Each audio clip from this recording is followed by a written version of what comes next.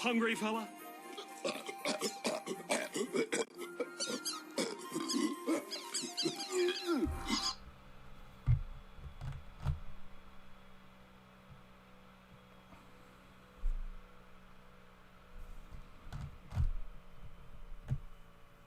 Hungry fella?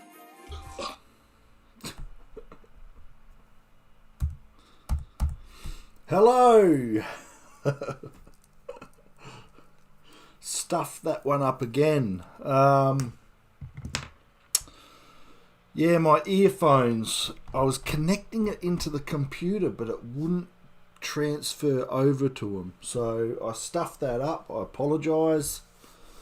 Got to work on my game a little bit better. That's disappointing, but anyway, we'll get into this live stream. Hope everyone's feeling well. Hopefully we've got some sound. Get into this live stream. Yeah, we've got sound, but my earplugs aren't working for some reason. Yeah, I don't know what goes. Sometimes they work when you connect them in, sometimes they don't. And on this occasion, they're not working, so I should really double check that before I continue. But sometimes you just roll the dice. So I've noticed I've got a couple new subscribers in. Thank you. I appreciate you coming over to subscribe. I hope I'm worth your subscription. And we're going to have a little look at what if Killmonger rescued Tony Stark. So I was going to do a live stream, one of those watch parties, but I done the episode before and it got copyrighted and banned in all countries. So Disney are hot on the copyright, and I had that, like I was playing it in the background so I could just hear it, so the volume wasn't coming across on the video too loud, but their scanners that they use to look over videos and that, man, they are hot. They pick up on anything. Once again, I got my coffee. Weather report. It's a nice day today. Blue skies, chilly sort of winds. Not overly breezy. Not a bad sort of day, but the nights are freezing, so we're getting some cold winds come through, which are making things a little bit cold. So I'm just going to change this.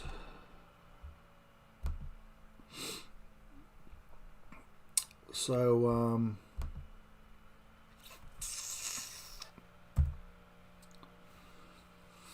let's head over to TwitTwat first. We'll head there. And you can see my Twitter. If you want to follow me on Twitter, please do.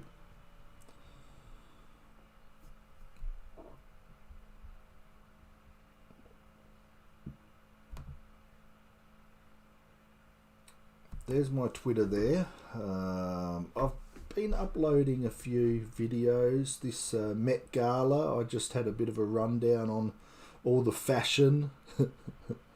I'm not much of a fashion person, but we had a look at that. We had some fun there. And a few other posts, random sort of posts, just, basically touching on my reaction to things.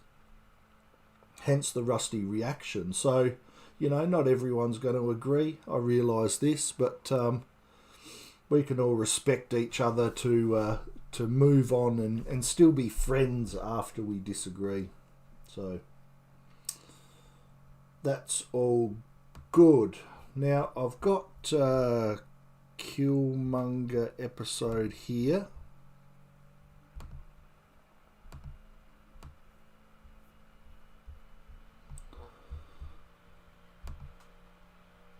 So I'm not going to play volume on this. I'm going to have the the sound muted, and we'll just run through it, have a bit of a look, go over a few things, and yeah, comment down below if you like it, or if you thought it was a decent episode. Like, I thought it wasn't my best episode of What If, that's for sure. It had it's got me back to the confusion state of why are we being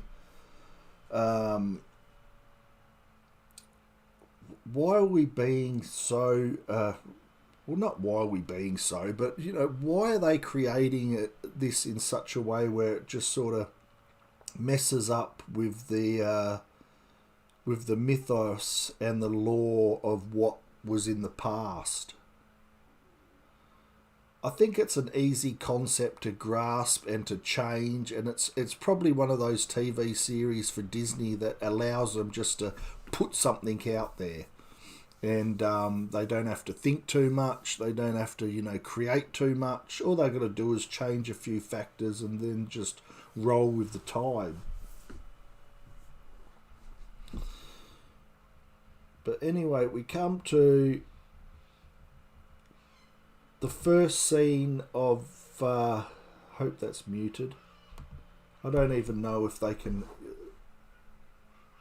copyright it when it's muted, and they can, you know, and you can see the visuals of it on play. So we'll be careful.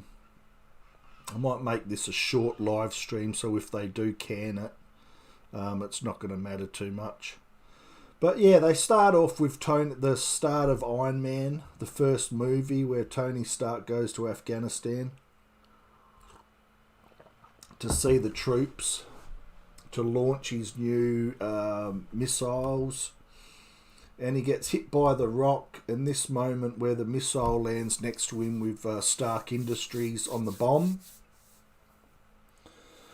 and it doesn't blow up.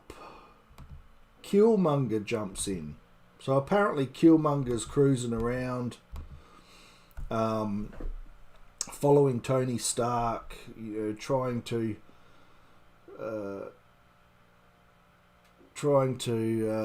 undercut or underthrow Abadiah, who's doing some sinister stuff. And it doesn't... This scene here I thought was a bit far-fetched, because in the movie he was under attack so much, there was a lot of gunfire around, and Killmonger's just standing up in full vision of everyone. He's not even getting shot. He's getting no resistance at all. So I felt that was a little bit, well, a lot far-fetched. So yeah, Killmonger...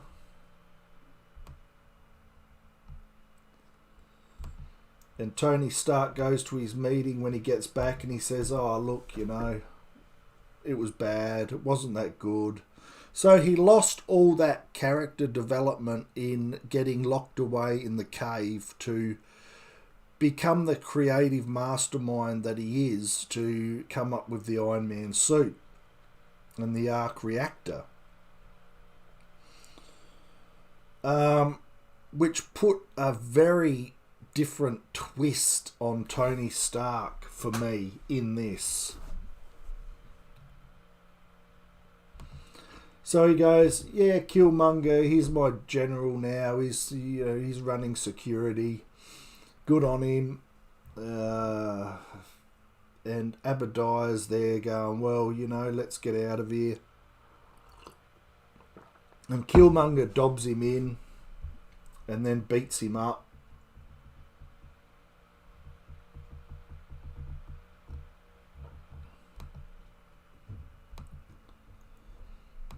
Or is it... yeah, Happy punches him. He drops down and he gets dealt with. So he's no longer in the picture. So he's gone now.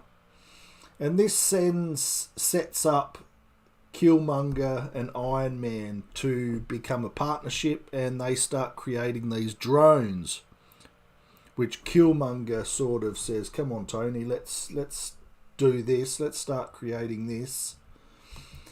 And they do.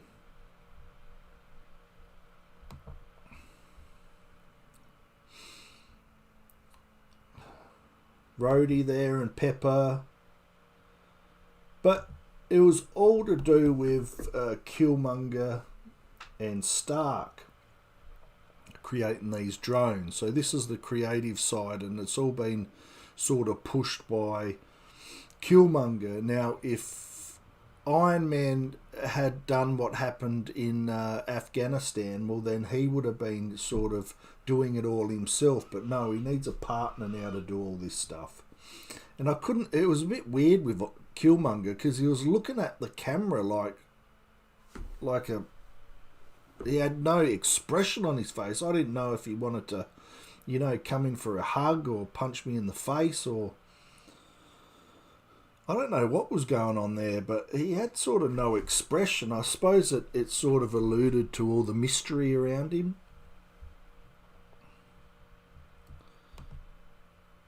So they make these drones, and they work out that the arc reactor, Tony Stark's like, oh, I can come up with an arc reactor. Nah, that's a silly idea. So they came up with this other power cell that you can get from Wakanda. And they used that, and it worked, and it was all great and good. So after the drones were made,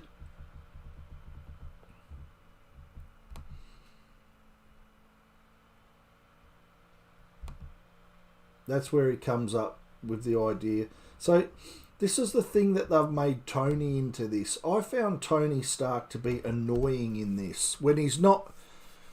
Like, you take the first movie where he was, obsessed with creating this Iron Man suit, and the revenge he felt and had in that movie towards his captors really pushed the character of Tony Stark, being one, silly and playful, but on the other hand, creative and determined.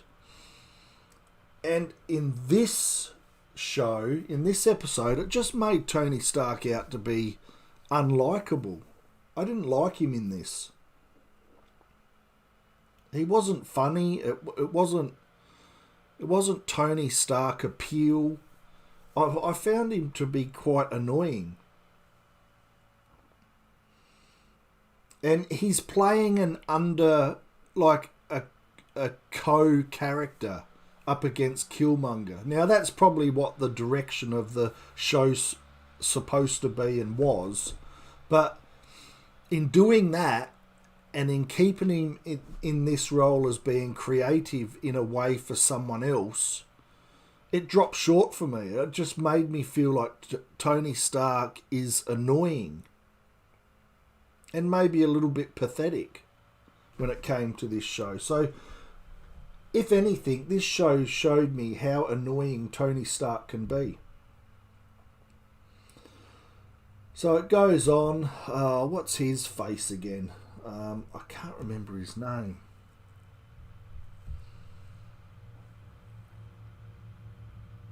What was his name again?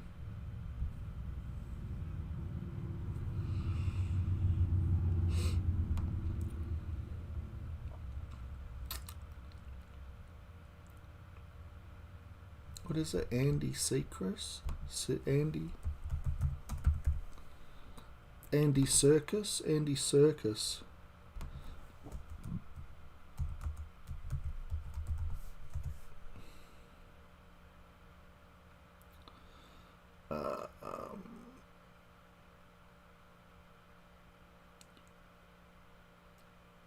Ulysses in this, like he was all right. He came off like a decent sort of villain character.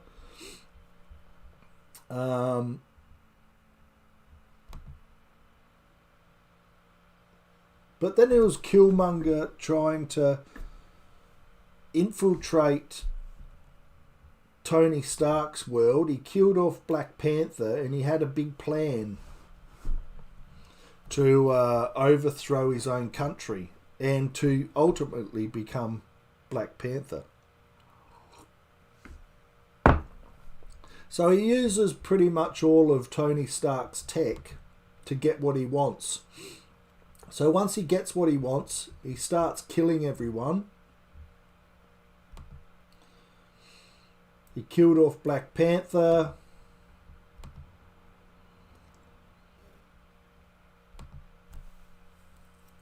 Tony Stark found him out for who he was, and he brings the droids in to kill him. And Tony Stark at this point is just pathetic. He's just a creator. He's not a hero of any way. He's not a fighter. So Killmonger destroys the droid, kills Tony Stark, and puts another tag on his body. And then heads off, speaks to the general and Pepper Potts about going to Wakanda with all the droids, where the droids, which was a decent plan. He had a good plan in place. And Killmonger goes to Wakanda and he goes, all right, you know, this is going to happen. We've got war coming. And then Tony Stark's droids come in and they release them in Wakanda. This little girl here is pivotal to the whole story. She sort of you know, works out what's going on and then ultimately is there to save the world at the end of it from Killmonger. So the droids go into Wakanda, they put the shields down, and the droids stop working. Killmonger's got a little device there, remote, that he presses, and then off they go. Killmonger is the triumphant hero who fights off the droids, saves Wakanda, and ultimately they grant him the title of Black Panther.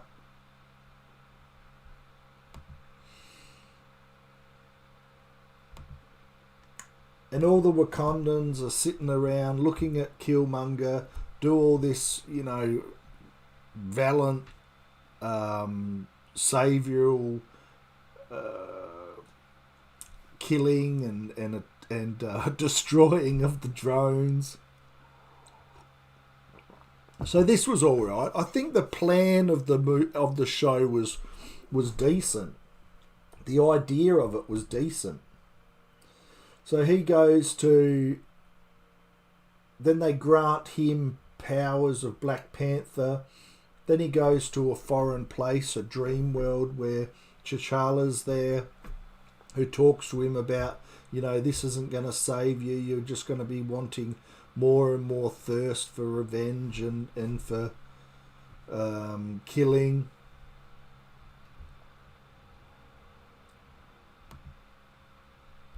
And then he walks away with the black and gold Panther outfit, which looks killer, by the way. That looks alright. I don't mind the look of that. And he becomes Black Panther. That's where that little girl goes to Pepper Potts and goes, oh, look, you know, we've got a common enemy. I found out what's going on. It's all good. You know, let's band together as women to bring justice to Killmonger. And we can only do it together. And that's pretty much the show. So was it the worst What If? No, it wasn't. It wasn't the worst What If.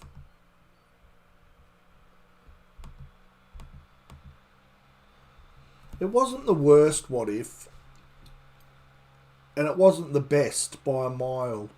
I think the storyline to it was good. I don't know why they chose Killmonger. Probably because of all of Wakanda and the element of Wakanda and you know, ultimately being Black Panther like he did in the Black Panther movie. He wanted to, you know, knock off T'Challa. So I think I just answered my own question. But I think the concept of the show was decent. I think Killmonger was a little bit strange in there. And I know that he was trying to deceive, but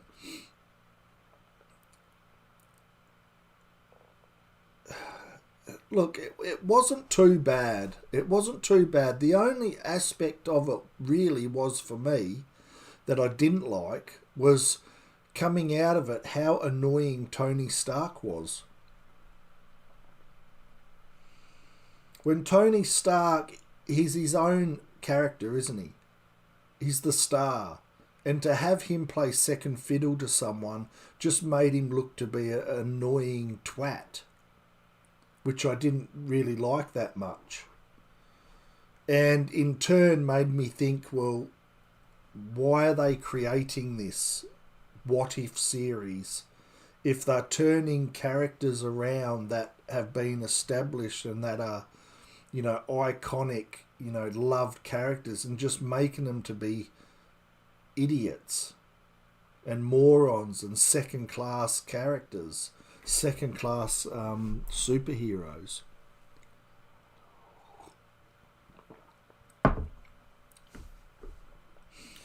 So what do I give it out of 10? I think for me, I would give it probably a 6.5. 6.5 on that. On the overall take of the show. Knowing that it was good, the concept of Killmonger sort of venturing... I don't know why he picked Tony Stark, though. You know, he's got a big military sort of, you know, production base for weaponry. But ultimately, with that spear, he had the ultimate weapon. So I don't know why he went for Tony Stark and why he would think that he could, you know, create drones from him when, you know, nothing like that was created before. And I don't think he would have known Tony Stark before that time. Only what he's seen in the field. But 6.5 for me, and the fact that Tony Stark, it doesn't do him any favours at all. No favours. He just seems so annoying. It's like, Tony Stark, you're Tony Stark. Don't be annoying.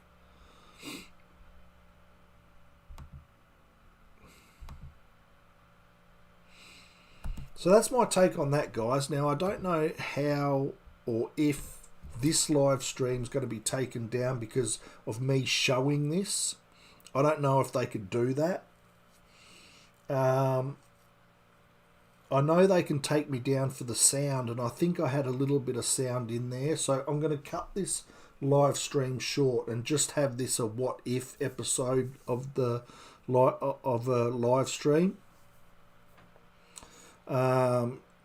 So then if they take it down, it won't be too bad. I can just nip out the sections that have the sound. And then, yeah, it'll be just a review, a reaction to episode 6 of What If. So I'll leave it at that. Everyone take care. I hope you enjoyed this video. Thanks for watching it this far. Subscribe to my YouTube channel. Hit that subscribe button, and I'll be sure to upload more videos and do more live streams. I'm doing a few more gaming live streams, so if you like that, you can come over and watch me yell and scream at the game because it's failing and not me.